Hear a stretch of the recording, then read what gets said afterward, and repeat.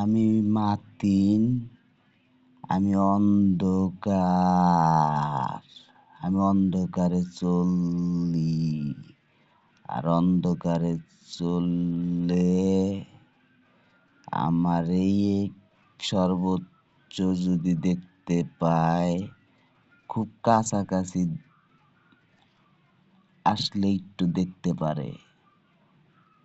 দূর থেকে সব আমারে দেখতে পায় না, সব কানা, চোখের আলো নাই, জ্ঞান অর্জন করে নাই। চোখ দিয়ে তাকাইলে যত দূর যায় অত দূর পর্যন্ত জ্ঞান অর্জন করতে হয়, জ্ঞান অর্জন করার চেষ্টা করতে হয়।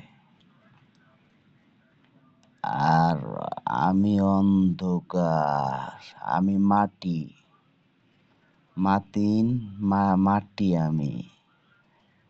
আমি এখন পৃথিবীতে পরীক্ষা দিতেছি। আমার মৃত্যুর পরে আমি নিজেই একটা মৃত্যু। তখন মাটির ভিতরে তোরে আমার বিপক্ষে গেলেই কি আর আমার পক্ষে থাকলেই কি, আল্লাহ আমারে দিয়ে দিছেন।